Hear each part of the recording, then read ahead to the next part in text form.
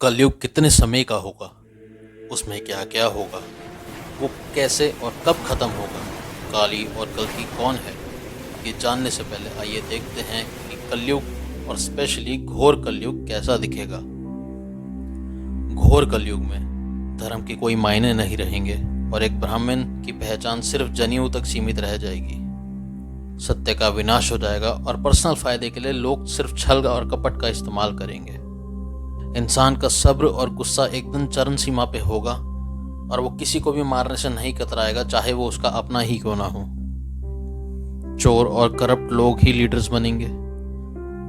इंसान सिर्फ भूख, प्यास और हवस मिटाने के लिए ही जिंदा रह जाएंगे। गाय महज बकरी जैसी हो जाएगी, तेजाब की बारिश होगी, फसलें खत्म हो जाएंगी और सब मांस खाने लग जाएंगे। यहाँ तक कि इंसान को भी खाने लगेगा। इंसान की याददाश्त धीरे धीरे कम होती जाएगी।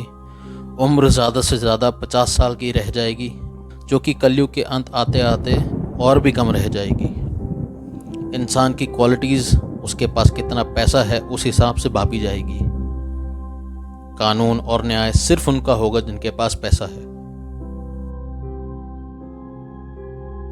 कलयुग की शुरुआत 18 फरवरी 3102 BC में हुई और कहा जाता है कि इसकी शुरुआत तब हुई जब श्री कृष्ण वैकुंठ के लिए पधारे। हिंदुइज्म में 4 युगों का एक युग साइकिल होता है: सतयुग, त्रेता युग, द्वापर युग और कलयुग। कलयुग का पीरियड सबसे छोटा होता है बाकी के मुकाबले।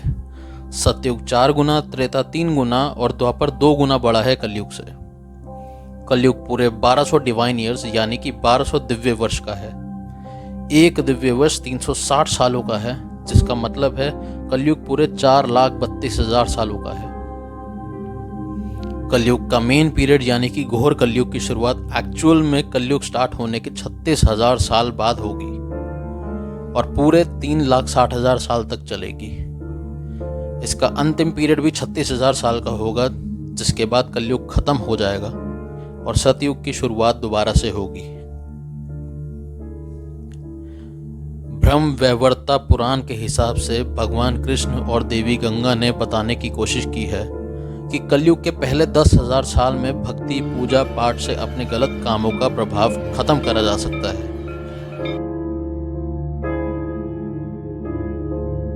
कलयुग का राजा होगा काली, जिसके पिता का नाम है क्रोध और माता का नाम है हिंसा। काली और उसके राक्षस परिवार के सभी लोग इस कदर क्रूर होंगे कि डेमीगॉड यानी कि उपदेवता ब्रह्मा की शरण में चले जाएंगे। धरती पे उनका प्रकोप ऐसा होगा कि सब डर और खौफ में जिएंगे।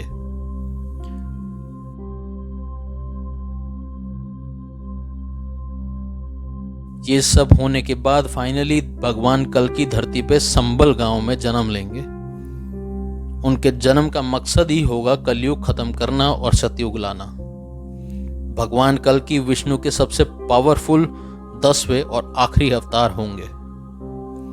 काली को मारने में सातों चिरंजीव भगवान कल्कि की मदद करेंगे।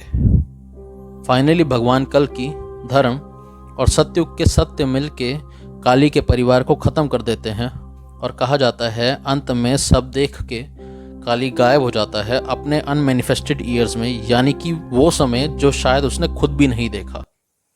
अगर आपको ये वीडियो अच्छी लगी तो डू लाइक एंड सब्सक्राइब।